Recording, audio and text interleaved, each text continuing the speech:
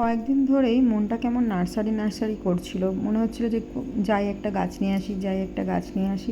অনেক দিন নার্সারিতে আসা হয়নি। আমার পারলে মনে হয় রোজই আসলে রোজই ভালো হয়, কিন্তু রাখার জায়গা নেই। শখ তো অনেক আছে গাছে, মনে হয় প্রতিটা গাছই বাড়িতে রেখে দিই, কিন্তু কিছু করার নেই, রাখার তো জায়গা নেই।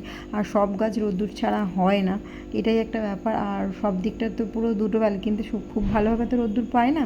তো সব গাছ যদি নিয়ে এসে রাখি তাহলে তো হবে না, তো সেই জন্য আর কি। আর টবেরও জায়গার ব্যাপার আছে, তো এগুলো খুব সমস্যা হয়। রাখার জায়গার অভাবে আমার গাছ লাগানো হয় না। তো ভেবেছিলাম যে কটা গাছ নেব। তো যে গাছগুলো নিতে এসেছিলাম সেই গাছগুলোর কিছুই আমি পেলাম না। তো তার বদলে একটা লজ্জাবতী আর একটা জবা ফুলের আমি নিয়ে জবা ফুলটা নিতাম না, বর বললো বেশ ভালো লাগছে, গাছটা নিয়ে নাও। তো গাছগুলোর এখানে দাম কিন্তু প্রচুর পরিমাণে বলছিল। আমি যে নার্সারি থেকে নিই হায়দ্রারগুড়াতে, সেখানে কিন্তু এত পরিমাণে দাম নয়। এইটা নতুন তো সেই কারণে দাম বেশি। আর ওখানে দেখো কি কিউট একটা কুকুর বাচ্চা, এত সুন্দর লাগছিল কুকুরটাকে আমার। সত্যি কথা বলতে ভীষণ ভালো লাগছিল, একদম মোটা সোটা গুবলু গুবলু। আমার মনে হয় না ওরা কুকুর টুকুর সেলও করে, আমার ঠিক জিজ্ঞাসা করা হলো না। বেশ কুকুরগুলো, অনেকগুলো কুকুর বাচ্চা ছিল ওখানে। তো সবকটা বেরিয়ে বেরিয়ে আসছিলো, আর বেশ ভালো লাগছিলো কুকুরগুলোকে। আর এদিকে কতগুলো ইনডোর প্ল্যান্ট দেখো, এই সাইডে নানান রকম কালারফুল ইনডোর প্ল্যান্ট, নানান রকম লিলির ভ্যারাইটি, হ্যাঙ্গিং প্ল্যান্ট। এখানে রয়েছে সিঙ্গোনিয়ামের চারা সব। আমার সিঙ্গোনিয়াম হয়ে হয়ে মানে গাছ হেলে পড়ে যাচ্ছে, এত পরিমাণে বেড়ে গেছে। আমার প্রয়োজন নেই, তো সেই জন্য আমি ওদিকে আর দেখলাম না। আর এদিকে ছিল সব গোলাপ গাছের চারা, এত ভালো লাগছিল, সব ফুল এসে গেছে গোলাপ গাছগুলোই। বেশ ভালো লাগছিলো, কিন্তু কাঁটা জাতীয় গাছ না বাড়িতে রাখতে নেই। তো এটা হয়তো অনেকেই জানো না, বাস্তু হিসাবে খুব খারাপ হয়। তো সেই জন্য বাড়ির মধ্যে তো আর রাখা যাবে না, গেটের বাইরে লাগাতেই পারা যায়, কিন্তু গেটের ভেতরে কখনোই কাঁটা জাতীয় গাছ বাড়িতে লাগাতে নেই। তো এটা বাস্তু দোষ হয়। তো সেই জন্য আমি চাইছি না গোলাপ ফুলটা নেব, তো জবা ফুল নেব। সাদা জবা একটা দেখছিলাম খুঁজতে খুঁজতে, তো সেরকম গাছটা ঠিক পেলাম না। তারপরে গাছ ফাছ নিয়ে নিলাম, নিয়ে এখন যাচ্ছি বাড়ি। আর মহা আনন্দে যাচ্ছি, দুখানা গাছ নিয়ে নিয়েছি, এই যে একটা লজ্জাপতি আর একটা জবা ফুল। তো বর ওখানে একটু দোকানে ঢুকেছে, আর আমি বাইরে দাঁড়িয়ে আছি, তাই তোমাদের দেখালাম। Morning everyone, welcome back to our channel. সবাই কেমন আছো? সবাই ভালো আছো, আর আমিও খুব খুব খুব ভালো আছি। তো চলো নতুন একটা সকালের সাথে আর নতুন একটা ব্লগের সাথে দিনটাকে শুরু করি।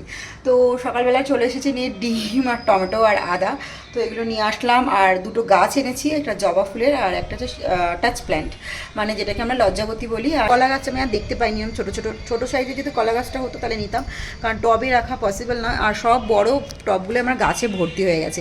কালকে যে গাছটা নিয়ে এসেছিলাম ওই যে দেখতে পাচ্ছ, ওই যে মাটির টবটা ব্ল্যাক কালার করা রয়েছে, ওটার মধ্যে লাগানো রয়েছে। তো ওটার মধ্যে ফাঙ্গিসাইড দিয়ে দিয়েছিলাম, সকালে উঠে দেখছি কি একদম জমে আছে জলটা, তো বেরোয়নি আসলে। অ্যাকচুয়ালি কালকে না পুরো টবটা ভিজিয়ে দিয়েছিলাম, তারপরে গাছটা যেহেতু লাগিয়েছি, তো তারপরে ফাঙ্গিসাইডটা দিয়ে ওটাকে ভালো করে আবার টানতে দিয়ে আবার একটু জল দিয়েছিলাম, দিয়ে আবার লাগিয়েছি, ওর মধ্যে লাগিয়ে দিয়েছি। তো সেই জন্য আমি কোনো মাথায় চাইছি না যে গাছটা মরে যাক, তো সেই জন্য। আর গাছটা যদি পোকামাকড় কিংবা কোনো কিছু ফাঙ্গাস অ্যাটাক করে, তো গাছটা যেন বেঁচে যায়। তো চলো আমি এখন টিফিনটা করি। তো আজকে হচ্ছে শুক্রবার, তো বর এখন দোকানে গেল, বর গেল মাংস আনতে। আর সবজিও আজকে প্রায় শেষ শেষ হয়ে গেছে। আছে বাঁধাকপি আছে, আর বিনস কিছু আছে, আর টমেটো তো নিয়ে আসলাম এই মাত্র। এই টুকটাক জিনিসগুলো আছে, মোচা আছে, মোচা যেহেতু কালকে করেছিলাম পোস্ত, তো আজকে আর করবো না, যেহেতু বৃহস্পতিবার মোচা করেছিলাম। আর সকালবেলা মেয়েকে করে দিয়েছিলাম বিনস আর আলু দিয়ে একটা স্যুপ মতো, তো ওটা দিয়েও ভাত নিয়ে চলে গেছে। একটা ফল কেটে দিলাম, আগেদিকে একবারে টিফিন দিয়ে দিয়েছি। আর একটা খাজা ছিল, খাজা দিয়েছি ওকে, বললাম যে শর্ট লাঞ্চে যদি কোনো সময় খেতে ইচ্ছে করে তো খাবি। তো 3খানা টিফিন মেয়ের মোটামুটি দেওয়া হয়ে গেছে। আর সকালে খেয়েও গেছে, যদিও সকালে টিফিনটাও খায় না, তাও খাজাটা দিয়েছি শখে আর কি।